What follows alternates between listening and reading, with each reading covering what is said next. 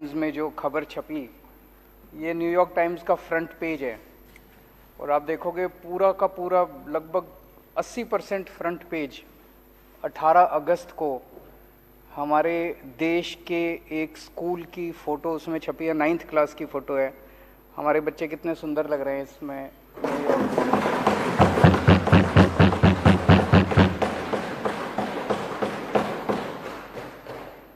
और उसके नीचे मनीष सिसोदिया जी की फ़ोटो छपी है। लिखा है मनीष सिसोदिया दिल्ली एजुकेशन मिनिस्टर।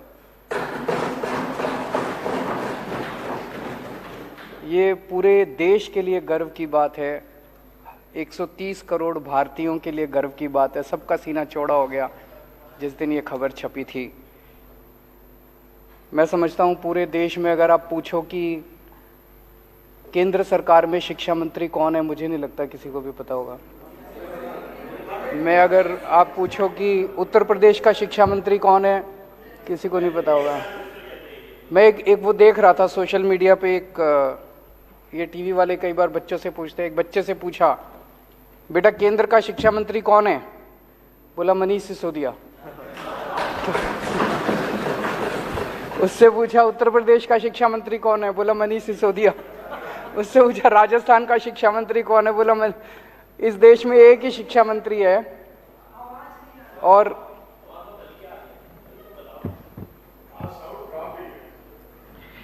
इस देश में एक ही शिक्षा मंत्री है। और अब तो ऐसे लगता है जैसे पूरी दुनिया में एक ही शिक्षा मंत्री है। अगर अमेरिका वालों से पूछो कौन शिक्षा मंत्री, तो वो भी कह रहे हैं वही मनीष सिसोदिया। तो ये हर भारतीय के लिए गौरव की बात थी, बहुत गर्व की बात थी। सब लोगों को बहुत अच्छा लगा। ये खबर छपी थी 18 अगस्त को और उसी के एक हफ्ते बाद 25 अगस्त को इसी अखबार में, अमेरिका के इसी अखबार में ये एक और खबर छपी थी। Modi's India is where global democracy dies. Modi के भारत में जनतंत्र की हत्या हो रही है। इसी के एक हफ्ते बाद एग्जैक्टली 25 अगस्त को यह खबर छपी है। बहुत तकलीफ होती है जब दुनिया के किसी भी कोने में, किसी भी अखबार में अगर देश के खिलाफ कोई खबर छपते, भारत के खिलाफ कोई खबर छपती है, हर भारतीय के दिल में बहुत पीड़ा होती है। इस किस्म की खबर अगर छपती है तो बहुत तकलीफ होती है। आज देश में दिल्ली सरकार शायद अकेली सरकार है जो ऐसे ऐसे काम कर रहे हैं जिसकी चर्चा पूरी दुनिया में हो रही है। पूरी दुनिया के अंदर आज देश का नाम रोशन कर रहे हैं। जैसे डोनाल्ड ट्रंप साहब की वाइफ आई थी, वो मेलेनिया ट्रंप, मैंने पता किया चारों तरफ से, हर जगह अपने पति के साथ, अमेरिका के राष्ट्रपति के साथ जाया करती थी दुनिया के हर देश में। मैंने पता किया भाई कहाँ कहाँ गई, जहाँ वो स्कूल देखने गई। अभी तक कहीं पूरी दुनिया में कोई स्कूल देखने नहीं गई। जब दिल्ली में आई तो बोली हम दिल्ली सरकार के आम आदमी पार्टी के स्कूल देख के आऊंगे। ये तो गर्व की बात है, पूरे देश के लिए गर्व की बात थी। यूएन के फॉर्मल सेक्रेटरी जनरल बान की मून साहब दिल्ली आए, स्पेशली दिल्ली के मोहल्ला क्लिनिक देखने के लिए। और ये खबर कि वो दिल्ली आके मोहल्ला क्लिनिक देखने के, ये पूरी दुनिया के सारे अखबारों में छपी। सारे देशों के सारे अखबारों में ये खबर छपी कि बान की मून और नॉर्वे की फॉर्मर प्राइम मिनिस्टर दोनों दिल्ली के मोहल्ला क्लिनिक देखने के लिए आए। फिर अभी सिंगापुर में, सिंगापुर की सरकार ने मेरे को कहा जी आप बहुत अच्छा काम कर रहे हो, हम आपके लिए पूरी दुनिया के मेयर बुलाएंगे और उन सारे मेयर को आके आप बताओ कि आप कैसे अच्छा काम कर रहे हो, उनको सिखाओ। ये तो देश के लिए कितने गौरव की बात है कि हमारे देश के किसी आदमी को बुलाया गया कि सिंगापुर, पूरे दुनिया के मेयर को हमें सिखाने का मौका मिलता। पूरा देश इसकी वजह से बड़ा खुश है।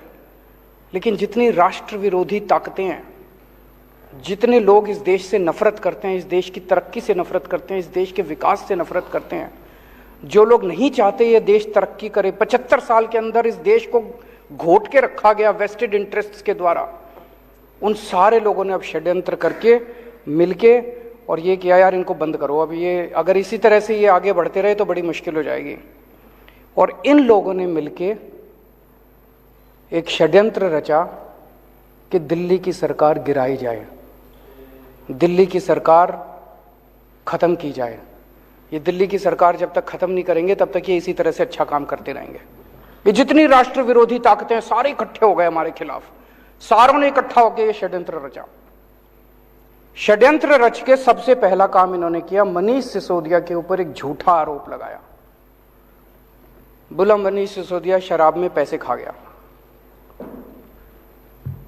हमने बार बार इनसे पूछा जी क्या पैसे खा गया, क्या घोटाला क्या है?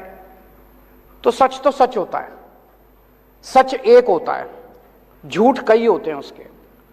तो इनका एक आदमी बोला जी 1.5 लाख करोड़ रुपए का शराब घोटाला हो गया। 1.5 लाख करोड़ तो दिल्ली का बजट ही नहीं है, इतना शराब घोटाला कहां से हो गया? फिर इनका एक प्रवक्ता था, एक बड़ा सीनियर लीडर, एक डिबेट में बैठा था, वो कहता है 8,000 करोड़ रुपए का घोटाला हो गया। तो मैं देख रहा था, सौरभ उसके साथ था। सौरभ ने पूछा घोटाला क्या है? तो वो कुछ कागज लेके बैठा था, बोला घोटाला, उसको समझ ही ना आए घोटाला क्या है। तो मेरे ख्याल से बता नहीं पाया वो घोटाला बता ही नहीं पाया। फिर उसके बाद इनके 2 बड़े नेताओं ने एक प्रेस कॉन्फ्रेंस करी, बोले 1100 करोड़ का घोटाला हो गया। 1100 करोड़ का घोटाला क्या हो गया भाई? 1100 करोड़ का घोटाला। उनसे पूछा क्या घोटाला हो गया, तो वो भी कुछ इधर उधर की। फिर एलजी साहब ने एक रिपोर्ट बना के बताते हैं, भेजी, अखबार वाले कहते हैं, ये मीडिया वाले कहते हैं, जिसमें कह रहे लिख रखा है 144 करोड़ का घोटाला हो गया। और अब सीबीआई ने जो एफआईआर करी है उसमें लिखा है 1 करोड़ का घोटाला हुआ है। और घोटाला क्या है सीबीआई की एफआईआर में? उसमें लिखा है कि एक शराब के वाले ने दूसरे शराब वाले के बैंक अकाउंट में 1 करोड़ रुपए जमा कराए। उसमें मनीष का क्या लेना देना है यार? एक शराब वाले ने दूसरे को 1 करोड़ रुपए जमा कराए बैंक अकाउंट में, कि क्या घोटाला है? घोटाला क्या है ये समझ ही नहीं रहा अभी तक। ये अभी आज है नहीं, आठों को अगर आप अगले अलग अलग कमरे में बिठा देते और एक एक से पूछते बेटा घोटाला क्या है, तो 5 को तो पता ही नहीं होता घोटाला क्या है। 3 अगर कुछ बताते तो ये कुछ बताता, ये कुछ बताता और ये कुछ बताता, क्योंकि झूठ तो अलग अलग होता है ना, सच एक होता है। सच क्या है? कोई घोटाला नहीं हुआ, सबसे ट्रांसपेरेंट पॉलिसी थी, कोई घोटाला नहीं हुआ। ये सब झूठे आरोप लगा रहे हैं। आरोप लगा के इन्होंने एफआईआर कर दी मनीष सिसोदिया के खिलाफ। अगले दिन रेड करने इनके घर पहुंच गए, 14 घंटे तक रेड करी। कितने कमरे हैं आपके यहाँ? 4-5 कमरे हैं। 4-5 कमरे में टॉयलेट, 2-3 टॉयलेट हैं, रसोई है। सारा छान मारा इन्होंने, सारा छान मारा इन्होंने, इतना गहन जांच करी। दीवारों यूं यूं करके देखा, खोखली तो नहीं है दीवार, इसमें तो जेवर नहीं रख रखे, इसमें जो पिक्चरों में दिखाते। फिर वो उन्होंने गद्दे भी फाड़ फाड़ के देखे, गद्दों में तो नहीं रख रखे, तकिए फाड़ फाड़ के देखे, इनके सारे कपड़े, अलमारी, फलाना सारा कर करा के शाम को निकल गए। 98 भी नहीं मिली, 54 भी नहीं मिली, अनअकाउंटेड 54 भी नहीं मिली। कोई जेवर नहीं मिले, कोई पैसा नहीं मिला, कोई जमीन जायदाद के कागज नहीं मिले, कोई इंक्रिमिनेटिंग डॉक्यूमेंट्स नहीं मिले, कोई दस्तावेज कुछ नहीं मिला। मतलब मैं पूछ रहा था इनसे कि 30-35 लोग आए थे, उनके खाने का खर्चा भी नहीं निकला रेड के अंदर, रेड का खर्चा भी नहीं निकला और वो चले गए। आज 7 दिन हो गए, 8 दिन हो गए रेड को, अभी तक कुछ पता नहीं चला भाई इनके यहाँ क्या निकला। कुछ नहीं निकला इनके यहाँ, पूरी की पूरी फर्जी रेड थी। जब रेड खत्म हो गई तो हम सोच रहे थे क्यों कर रहे हैं। अगले दिन मनीष सिसोदिया जी के पास इनका कोई आदमी संदेश भेजता है। ये लोग संदेश भेजते हैं, बोले जी ऊपर से है, ये टॉप से, वहां से संदेश ये है कि आप केजरीवाल का साथ छोड़ दो, आम आदमी पार्टी तोड़ के 2-4 एमएलए और ले आओ, हम आपको आम आदमी पार्टी की सरकार अब गिराने जा रहे हैं बहुत जल्दी। ऑपरेशन लोटस चालू है दिल्ली के अंदर, आपको हफ्ते 10 दिन के अंदर दिल्ली का मुख्यमंत्री बना देंगे। दूसरा बोले ये सारे तुम्हारे सीबीआई और ईडी के केस खत्म कर देंगे। तो इसने कहा सीबीआई ईडी के केस में तो कुछ है ही नहीं, सारा फर्जी केस है। कल तुम जांच वांच भी करके ले गए, कुछ भी नहीं मिला तुमने, मैंने ढेला मैंने कमाया नहीं, कुछ करा नहीं, तो इस केस तो तुम करते रहो, मेरे को क्या डर है। वो बोले मंत्री सीएम बनने का मेरे को कोई ख्वाब नहीं है, मैं तो शिक्षा मंत्री बन के खुश हूं। बड़ी बात है। सीएम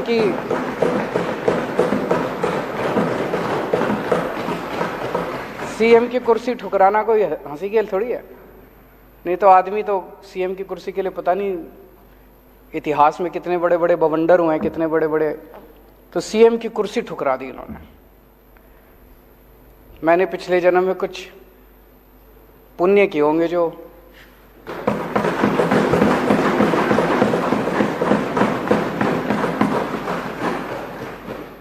ऐसे डिप्टी सीएम और शिक्षा मंत्री मिले। उसके बाद जब ये नहीं चला तो फिर आप लोगों के पास आए। मेरे पास अभी तक 12 एमएलए आ चुके हैं। एक एक एमएलए को आके कहते हैं भाई 20-20 करोड़ रुपए ले ले और टूट के आ जा, 2-4 को और लाएगा तो तेरे को 25 करोड़ देंगे, और नहीं तो जैसे मनीष सिसोदिया का हाल करा तेरे ऊपर भी रेड करेंगे, तेरे को गिरफ्तार करेंगे, सीबीआई और ईडी छोड़ देंगे तेरे खिलाफ। भाई साहब सलाम करता हूं आप सबको।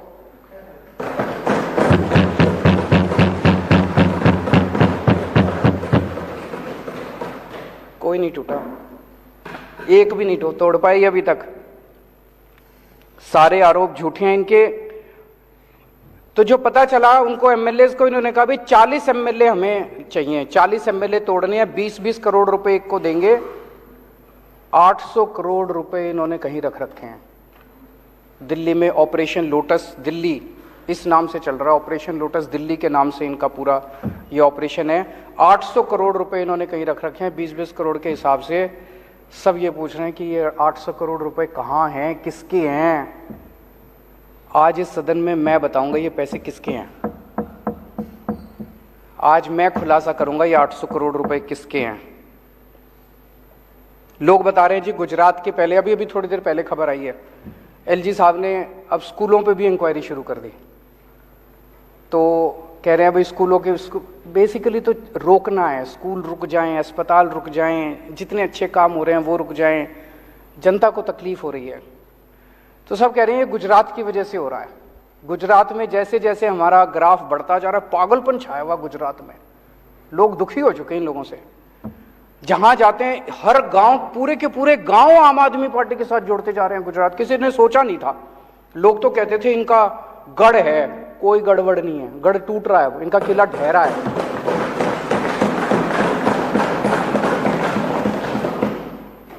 तो लोग तो यही कह रहे हैं जी दिसंबर में सरकार बनने के बाद गुजरात में इनके 27 सालों की आप इंक्वायरी कराओगे, तब तक ये इंक्वायरी करा रहे हैं दिल्ली के अंदर।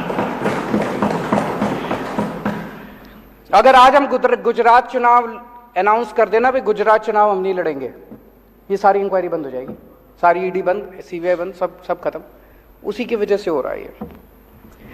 कई सरकार गिरा चुके अभी तक ये देश में। गोवा की सरकार गिराई, कर्नाटक की सरकार गिराई, महाराष्ट्र की सरकार गिराई, असम की सरकार गिराई, मध्य प्रदेश की सरकार गिराई, बिहार की सरकार गिराई, अरुणाचल प्रदेश की सरकार गिराई, मणिपुर की सरकार गिराई, मेघालय की सरकार गिराई। शहर में एक सीरियल किलर आया हुआ है जो एक के बाद मर्डर करता जा रहा है, एक के बाद एक मर्डर करता जा रहा है। जनता सरकार चुनती है, ये सरकार गिरा देते हैं। मतलब जनता को तो रौंद रखा है। महाराष्ट्र में जनता ने एक सरकार चुनी, गिरा दी। गोवा में जनता ने एक सरकार चुनी, गिरा दी।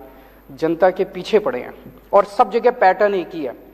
अभी जैसे महाराष्ट्र में भी हम लोगों ने देखा, जितने टूट के इधर से उधर गए, बताते हैं सबके पीछे सीबीआई ईडी पड़ी थी। सीबीआई और ईडी उनको बुला रही थी, जैसे वो इधर से उधर गए सीबीआई ईडी के केस बंद। सेम पैटर्न हर जगह यही चल रहा है। पहले ये सीबीआई और ईडी के केस लगाते हैं 4-5 के खिलाफ, तो दूसरे वाले सारे डर के, जिन्होंने गलत काम कर रखे होते हैं, वो सारे डर के फिर उनको मैसेज भेजते हैं भाई तुम्हारा भी यही हाल कर देंगे तुम, तो सारे इनके पास आ जाते हैं, फिर ये तोड़ लेते हैं, फिर ये सरकार गिरा देते हैं। सेम पैटर्न है। वो जो सीरियल किलर का पैटर्न होता है, आपने वेब सीरीज देखी होंगी आजकल काफी आ रही हैं, जैसे सीरियल किलर का पैटर्न होता है ना, वैसे उसी पैटर्न, सेम पैटर्न है। यही पैटर्न इन्होंने दिल्ली में किया कि सीबीआई ईडी भेजी, पहले सत्येंद्र के खिलाफ भेजी, फिर मनीष के खिलाफ भेजी। अब आपको डरा रहे हैं कि तुम्हारा भी यही हाल कर देंगे, सत्येंद्र वाला हाल कर देंगे। तुम्हारा मनीष वाला हाल कर देंगे। डरा के ये दिल्ली में आम आदमी पार्टी को तोड़ना चाहते हैं, लेकिन हमने कुछ गलत कर ही नहीं रखा, तो हम सीबीआई और ईडी से क्यों डरे? हम कहते हैं कर लो, हमें जेल जाने से डर नहीं, सारे इनमें आधे से ज़्यादा तो जेल जा चुके, तो कर लो, जो करना कर लो, हमारे को क्या फर्क पड़ता है। अभी तक 277 एमएलए खरीद चुके हैं ये लोग। 277 एमएलए पिछले कुछ सालों के अंदर ये लोग खरीद चुके हैं। दिल्ली में अभी रेट 20 करोड़ का था, महाराष्ट्र में सुनते थे 50 करोड़ है, दिल्ली वालों को पता नहीं क्यों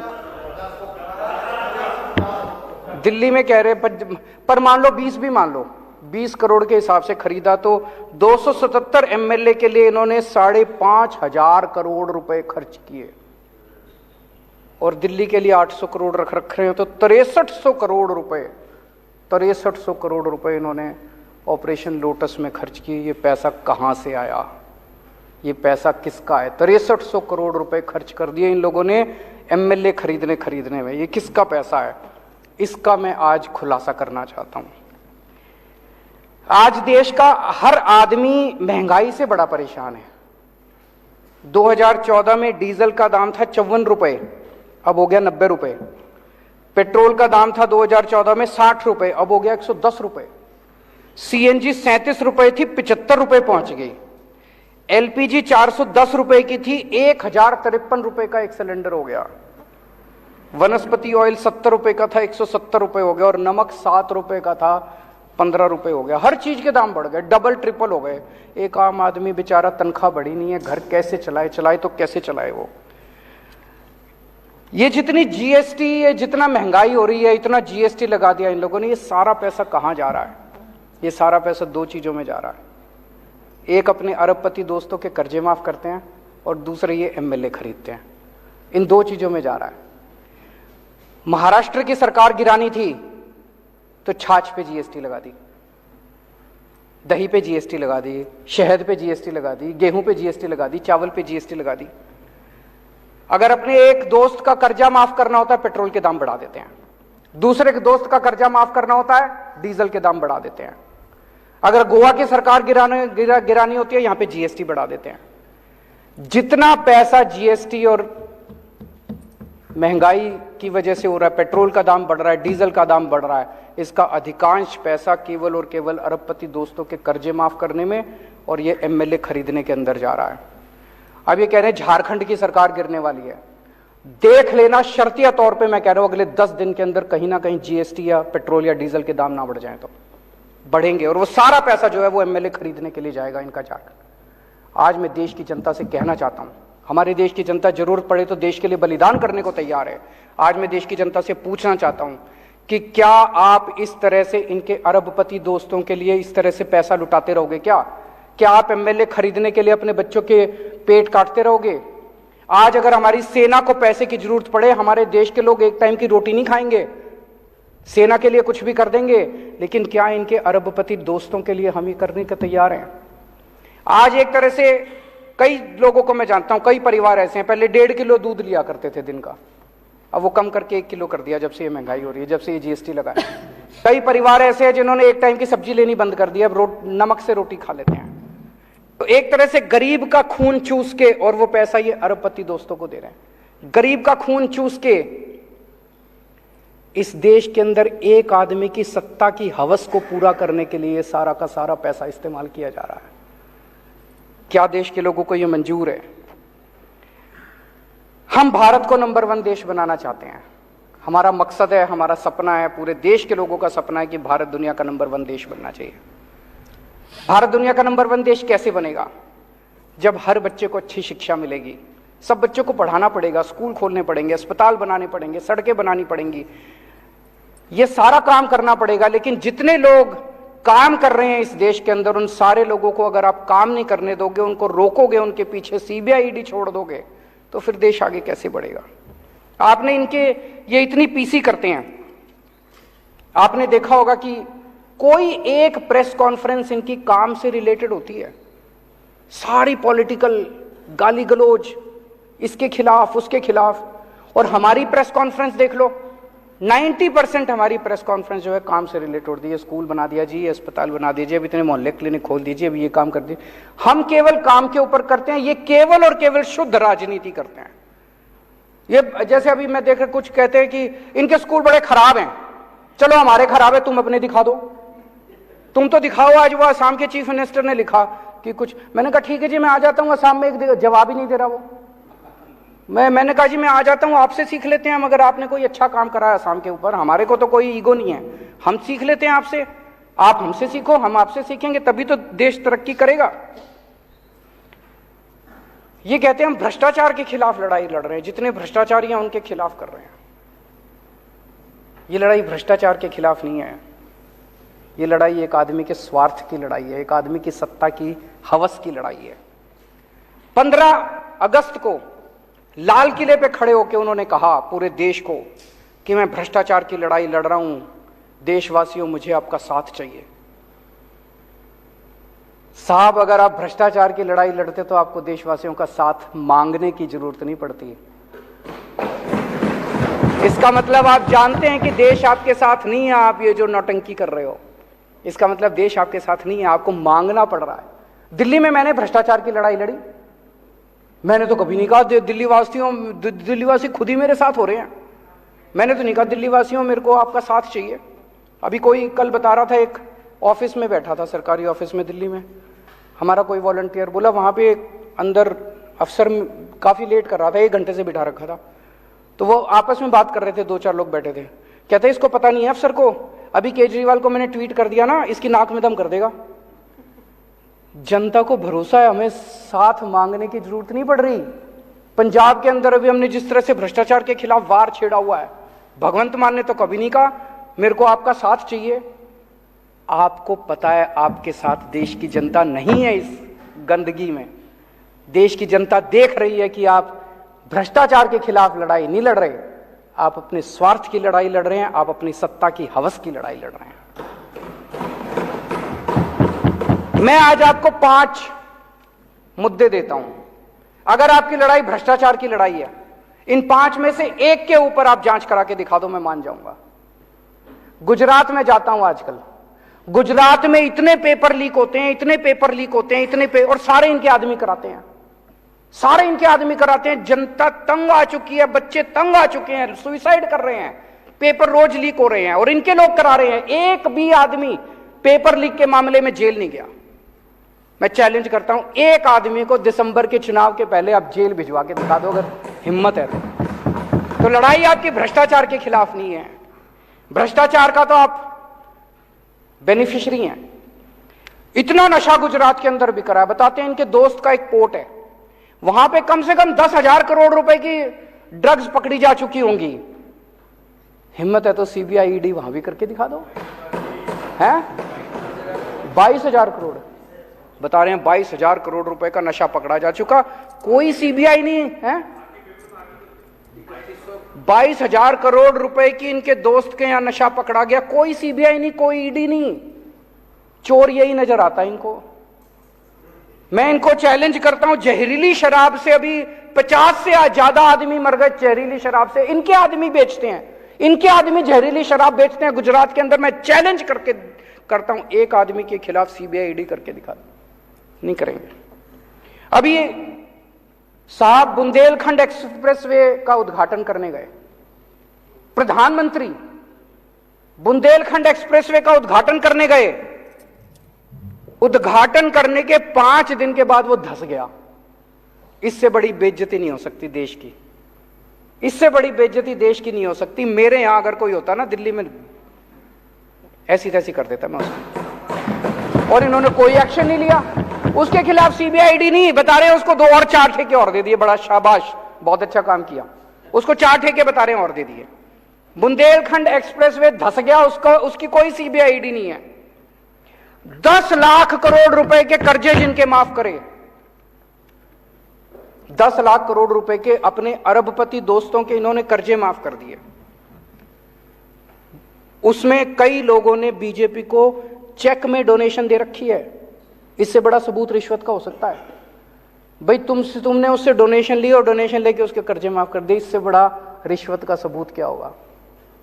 हिम्मत है तो जरा सीबीआई ईडी 5 केस दे दिए मैंने आज, कहोगे तो और 50 और दे देंगे। तो लड़ाई भ्रष्टाचार की नहीं है, लड़ाई स्वार्थ की है, लड़ाई सत्ता हथियाने की है, जनता को तंग करने की है। पिछले कुछ दिनों से ये चल रहा है कि इन्होंने इतने आदमी, इतने एमएलए तोड़ लिए, इतने एमएलए तोड़ लिए, इतने, मेरे पास कई फोन भी आ रहे हैं लोगों के कि जी सब ठीक है ना, 2-4 कितने गए, बहुत फोन आ रहे हैं मेरे पास। तो अध्यक्ष महोदया, मैं इस सदन के अंदर कॉन्फिडेंस मोशन लाना चाहता हूं दिल्ली की जनता को दिखाने के लिए कि उन्होंने जिन लोगों को चुना है वो एक एक हीरा है। ये मर जाएंगे, कट जाएंगे, लेकिन ये टूटने वाले नहीं है। एक भी आदमी नहीं टूटा। कॉन्फिडेंस मोशन इस सदन के अंदर लाना चाहता हूं ताकि जनता के सामने ये साबित हो जाए कि बीजेपी का ऑपरेशन लोटस दिल्ली में आके ऑपरेशन कीचड़ बन गया। बहुत बहुत शुक्रिया।